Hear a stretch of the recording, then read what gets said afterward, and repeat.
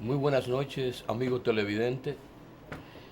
Con ustedes, el economista Rafael Jiménez, quienes habla Elis Cordero para presentarles su programa Apuntes Políticos Económicos.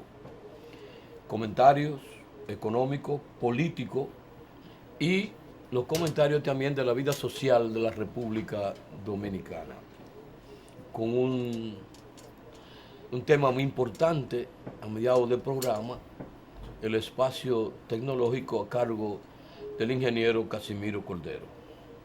Bien, ¿cómo estamos, Rafael? ¿Cómo te sientes, Eli? Bien, Buenas bien, bien. noches. Un día lluvioso, ¿eh? Ya lluvioso, llovió a cántaro hoy en la capital de la República. Y bueno, pero también hay una nota muy interesante a nivel internacional. Es las elecciones en la hermana República del Salvador y también las elecciones en el mismo día de hoy que se llevaron a efecto en Costa Rica. La política internacional está muy movida, o sea, muy dinámica.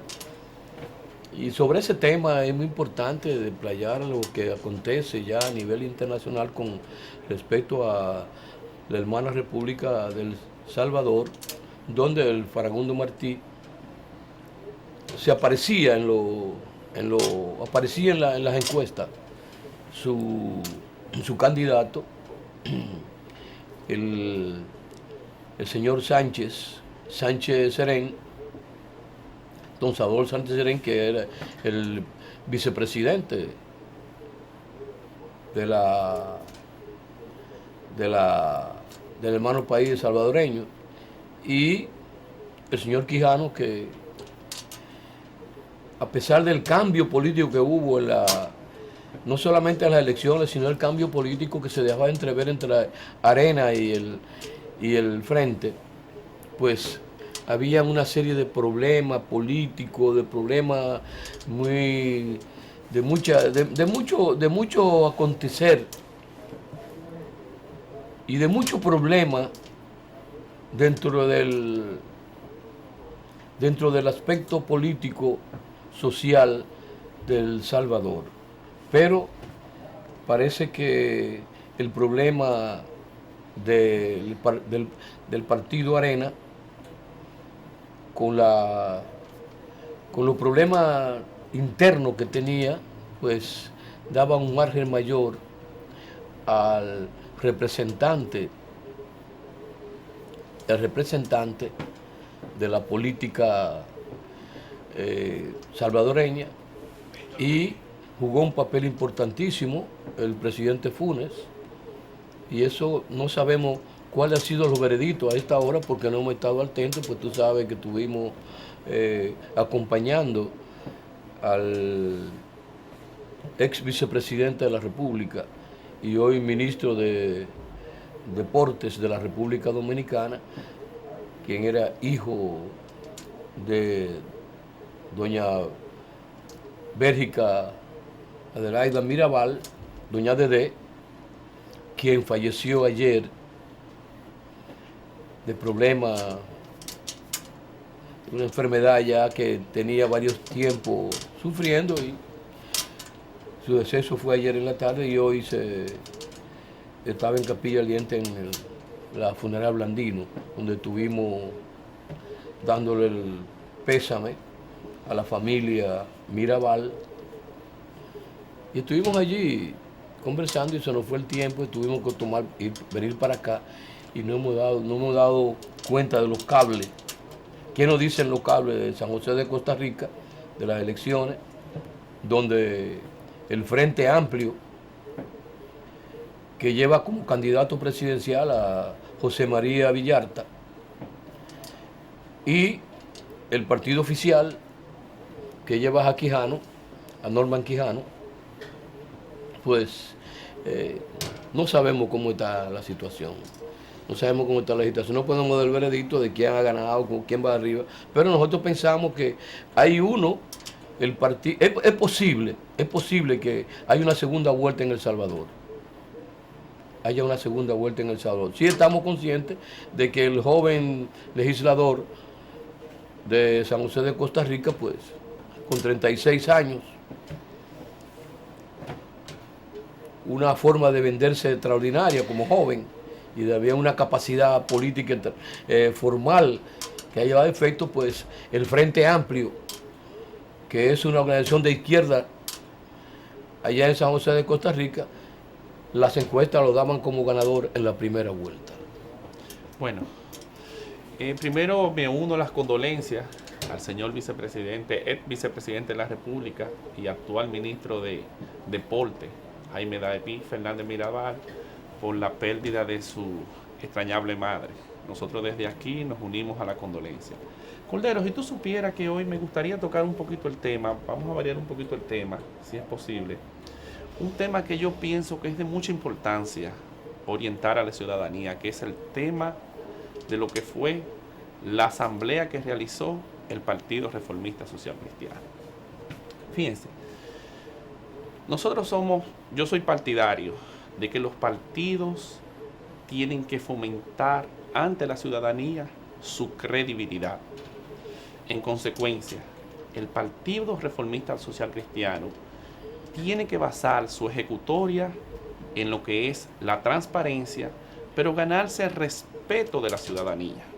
¿Por qué yo me refiero en ese tema, mirándolo desde un punto de vista un poquito tan duro? Me refiero a ese tema por el siguiente caso. Miren, el Partido Reformista, uno de los graves conflictos que ha confrontado después de la pérdida del doctor Joaquín Balaguer ha sido la falta de transparencia y la falta de respeto hacia ellos mismos. Ellos, en su asamblea, antes de las elecciones, habían acordado que no iban a ir aliados a ningún partido. Sin embargo, luego de haber en su asamblea haber aprobado eso, acudieron aliados. O sea, irrespetaron lo aprobado en la asamblea. Hoy en día, en la semana pasada, realizan una asamblea y esperamos que comiencen a tener una conducta de respeto hacia ellos mismos, de respeto hacia la ciudadanía, que todo lo aprobado en la asamblea, ellos cumplan cada uno con los preceptos aprobados en la asamblea, porque eso es importantísimo para el país. El Partido Reformista tiene que trillar un camino de transparencia, un camino de respeto, y así, poco a poco, irse ganando la credibilidad de los ciudadanos. De manera pues que yo pienso y quería hacer esa observación, que esperamos y saludamos que el Partido Reformista mantenga una actitud responsable, transparente, no solamente hacia los militantes de su organización, sino hacia el país. Porque con un partido reformista fuerte, vigoroso, transparente, yo pienso que la democracia de la República Dominicana sale gananciosa.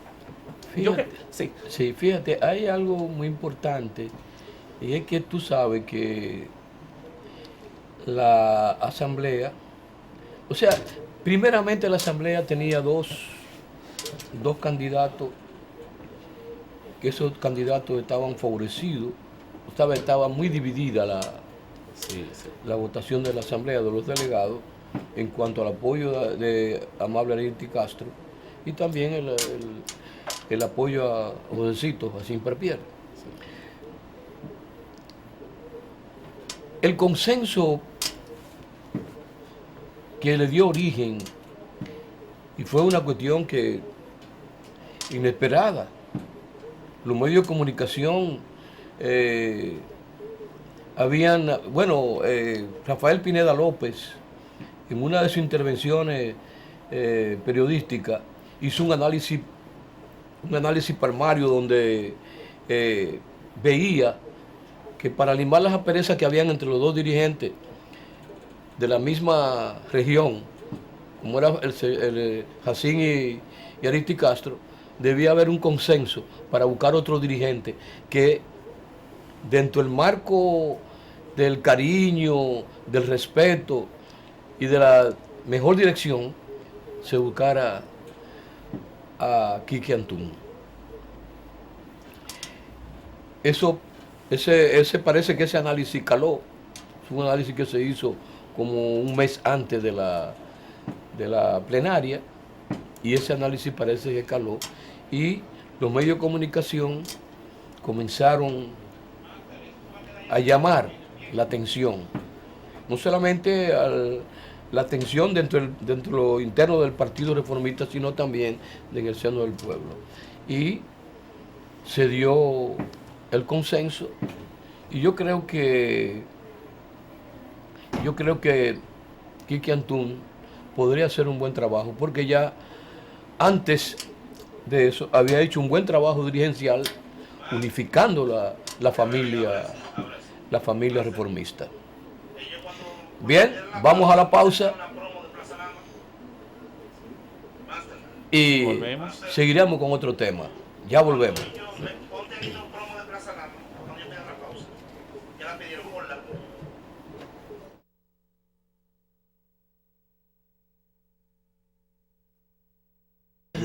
de- de- del Banco Central. Sí. Los temas del emprendimiento bruto, del tema de, sí. Sí, no, la información que ellos, Sí. que ellos, que ellos 20 segundos ya. sí. 20 segundos. Sí, sí, sí, sí.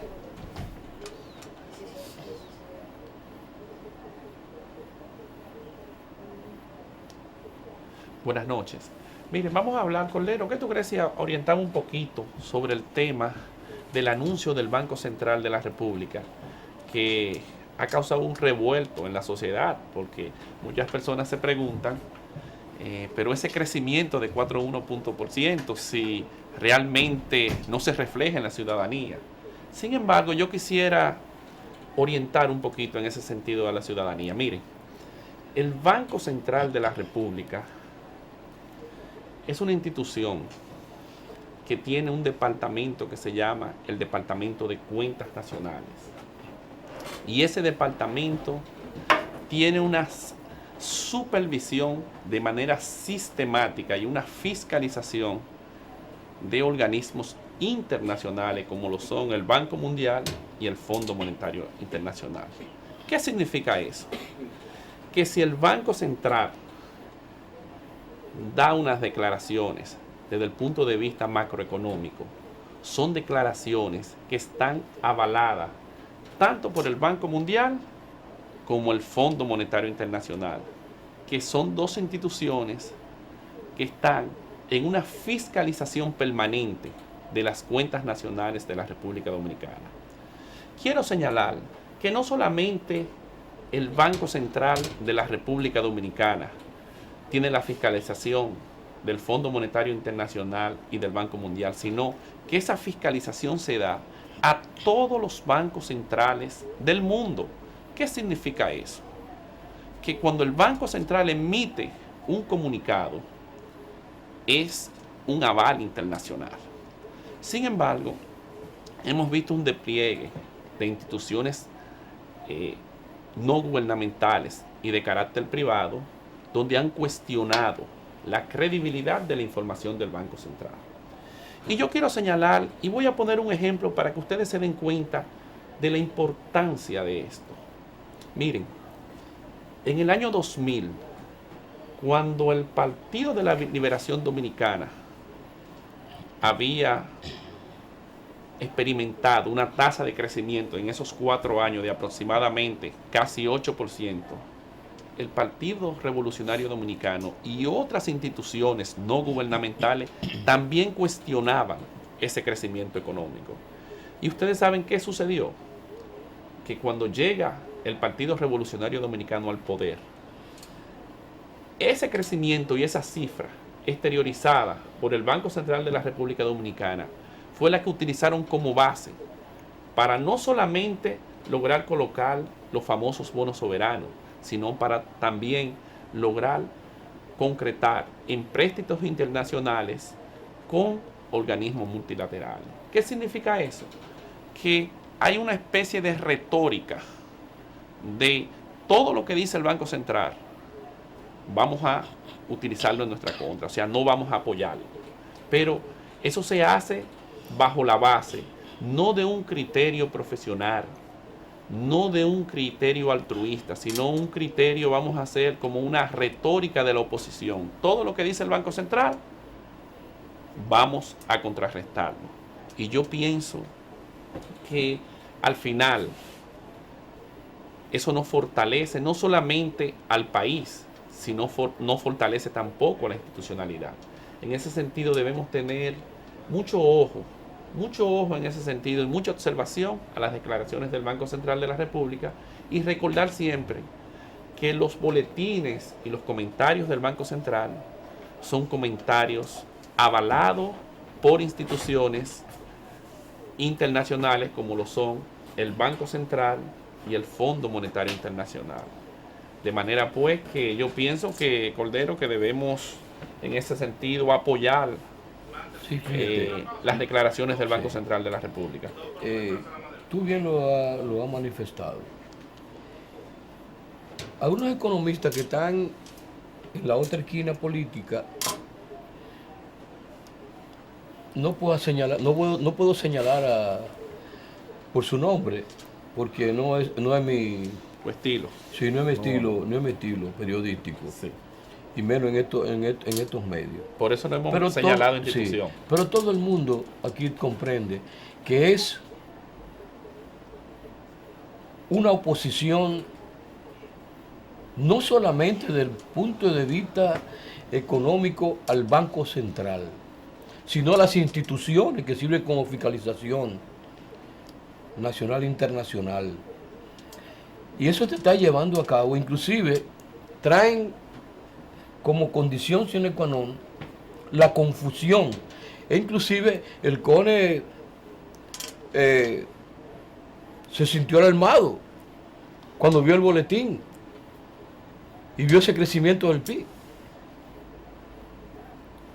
Pero otras instituciones también lo hicieron. Pero hay un hombre muy cabal, de mucho entendimiento dentro del marco económico, y me refiero a Ramón Núñez Ramírez, que dentro del marco económico programó en uno de los medios de comunicación una reseña periodística con todos los valores económicos de la República Dominicana, todo ese proceso que el gobierno de la administración Medina hizo como resultado de una política de transformación social y con una política de transparencia en la República Dominicana. El Banco Central, quien es el eje fundamental de la economía de un país sobre la base del trabajo y sobre la base de la recaudación. Claro está, el presidente de la República, a través de su organismo de fiscalización, hizo el trabajo de recaudación tributaria. Tomaron consideración del gasto público y otros aspectos importantísimos de la economía nacional, y eso dio como resultado de la política fiscal del gobierno, de ese PIB con ese porcentaje extraordinario. La oposición como oposición misma dentro del marco político, no lo va a encontrar bien.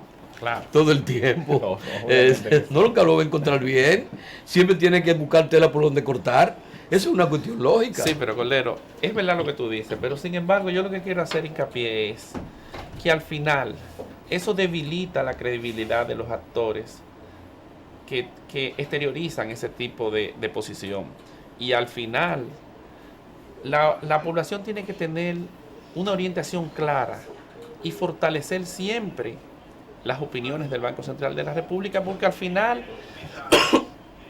esos son Esos son los números macroeconómicos válidos y crediticios, que son los que toman como referencia tanto los organismos internacionales como los organismos nacionales.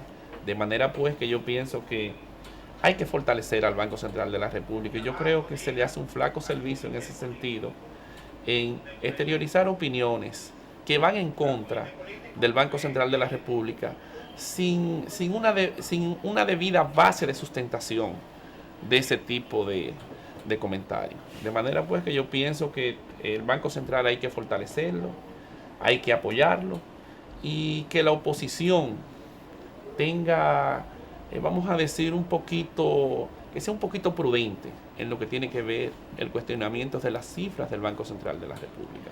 Ahora que hablamos del proceso de economía de la República Dominicana, hay un ingrediente muy nuevo de la política internacional a nivel económico, y me refiero a Estados Unidos, con la elección del Congreso norteamericano de la señora Janet Yellen, quien pues era vicepresidente del Banco Central del Federado de la hermana Norteamérica, y el señor Bernanke, quien fue el presidente saliente, hoy tomó posesión, encontrando un Producto Interno Bruto norteamericano en 3.2. Pero hay un agravante, hay un ingrediente que traza que el problema económico se refleja en Estados Unidos, de que hay un 6.7% de desempleo. Y esto es una madeja que trae problemas a la economía de cualquier país del mundo cuando hay un desempleo más alto, mucho más alto que el Producto Interno Bruto. ¿Qué tú dirías respecto de ese problema en Estados Unidos? ¿Tú crees que podría manifestarse si hay una escalacita del desempleo? ¿Podría manifestarse el mismo problema del 2010? Mira, en ese sentido, yo ahí ojalá sea la tasa de desempleo de un 6.2, como tú señalas. 6.7. Yo pienso que la tasa de desempleo de Estados Unidos en estos momentos está rondando el 8,2%. ¿Qué significa esto? Esto significa que a partir de la crisis financiera del 2007, a finales del 2007, que fue cuando comenzó la crisis financiera, la tasa de desempleo de Estados Unidos se elevó a 9,1%. ¿Qué significa eso? Que eso trajo como consecuencia que prácticamente 17 millones de personas perdieran la posibilidad de lograr y conseguir un empleo. Vamos a la pausa. Ya volvemos con el mismo tema. Sí.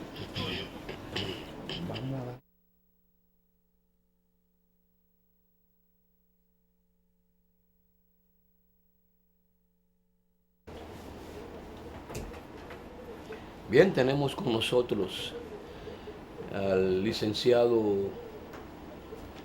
y viceministro de Educación, el señor Luis de León, quien es también pues miembro del Comité Central del Partido de Liberación Dominicana, y quien pues es candidato al comité político del Partido de Liberación Dominicana, que tendrá en la semana próxima su elección.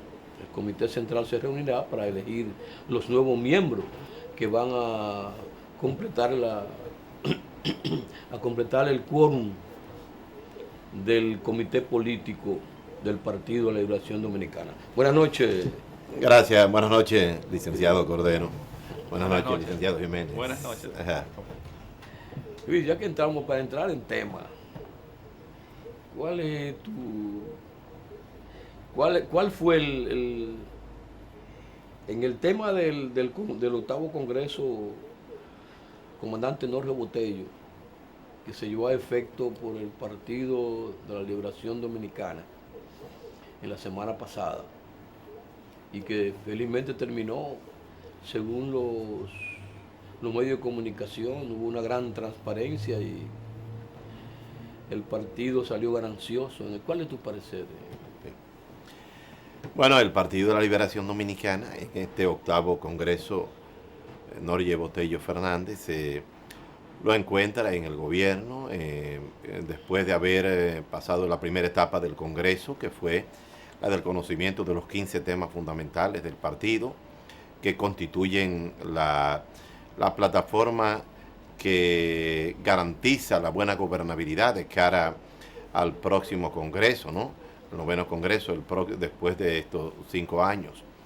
Y ciertamente la elección que se dio en la parte fase electiva, que fue la elección de los miembros del Comité Central, consistió en el apoyo de toda la nación. Fueron unas elecciones muy activas, muy dinámicas, con un gran empoderamiento de participación social popular, lo que consolida al Partido de la Liberación Dominicana como la fuerza política fundamental del país, que viene gobernándolo durante 4 periodos de cuatrenios, ¿no?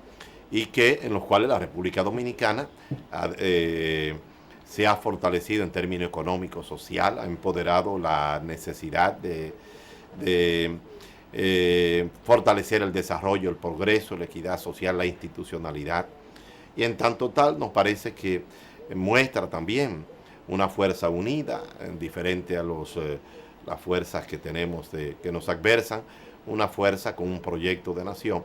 Y ahora con el proyecto, en ese proyecto de nación, el fortalecimiento del proyecto duartiano bochista en los valores éticos, morales y los valores de gobernabilidad democrática, en la cual el pueblo sea el actor fundamental. Licenciado, me gustaría hacerle una pregunta, porque he estado conversando con dirigentes de las bases del Partido de la Liberación Dominicana y me han externado su preocupación, porque ellos consideran que la esencia de un partido político es cuando sus dirigentes se someten al escrutinio de las bases. Sin embargo, vemos que el Partido de la Liberación Dominicana tiene ya aproximadamente 10 años que ni los presidentes de intermedio, que son como le dicen popularmente los coroneles, los jefes de las tropas, ni los miembros del Comité Central, ni los miembros del comité político a lo que usted aspira, se han sometido al escrutinio de las bases, y esa es la esencia fundamental de un partido político. Yo le pregunto, licenciado, ¿cuál es su punto de vista sobre eso, sobre someterse al escrutinio de las bases de los dirigentes del Partido de la Liberación Dominicana? ¿O eso puede traer como consecuencia un volcán que pueda, no digo en este futuro inmediato, o en un futuro no muy lejano, hacer la erupción en el Partido de la Liberación Dominicana? Bueno, efectivamente nosotros como fuerza bochista del Partido de la Liberación Dominicana, ese ha sido nuestro accionar, nuestra crítica en la dirección de que el Partido de la Liberación Dominicana sea la expresión de las ideas, de los principios, de los valores del profesor Juan Bosch. Ciertamente haciendo historia respecto a cómo se dan estas elecciones en este 8º Congreso para la ampliación del Comité Central. Eso tiene que ver con un encuentro que efectuamos nosotros el día 9 de octubre del 2010, en donde el comité político hizo una propuesta al Comité Central, del cual nosotros somos parte, ¿no? En la dirección de posponer el Congreso del partido, hoy octavo Congreso Norge Botello Fernández, ya terminando, en función de que teníamos las elecciones generales como se dieron en mayo del 2012. Y en ese planteamiento el comité político hizo su propuesta en la dirección de que los que somos miembros del Comité Central y el Comité Político, ¿verdad?, extendiéramos el periodo, pospusiéramos esa elección hasta el 2016 y que solamente el Congreso ampliara, en la fase electiva estamos hablando, ampliara los miembros del Comité Central, como fue ampliado ahora, y que los miembros también, bueno, ya después, posteriormente, en la plenaria del Comité del partido, del Congreso, la plenaria de noviembre pasado. Ahí la elección para los mandos medios también fue pospuesta para el 2016. En esa asamblea nosotros planteamos, repito, asamblea del 9 de octubre del 2011, fue 2011, mejor dicho. Nosotros planteamos, nos opusimos a esa propuesta, en la dirección de que eso afectaba al partido, porque la democracia del partido es un principio fundamental para garantizar el dinamismo y el trabajo del partido. Nosotros fuimos partidarios de que esas elecciones se efectuaran una vez pasadas las elecciones nacionales del 2012, mejor dicho, planteamos que se hicieran en noviembre. Bueno, pero ese punto de vista no triunfó y eso hizo convocar a un plebiscito para decidir si se extendían las actuales autoridades del partido, para decir miembros del comité político y comité central, si se extendía o no se extendía. Ya ustedes recuerdan que ese plebiscito se efectuó en junio del 2011, ¿verdad? Donde ahí triunfó la decisión, bueno, entre comillas, del sí, de que se extendieran, ¿no? Nosotros fuimos partidarios del no. Y en el campo del momento, de cara al momento, nosotros que aspiramos al comité político, estamos planteando, precisamente tenemos mañana una rueda de prensa a las 10 de la mañana, donde planteamos que la elección sea una elección de equilibrio, en donde estatutariamente se ponga en marcha el voto secreto y la propuesta abierta para garantizar precisamente que el partido, al terminar ya esta segunda fase electiva,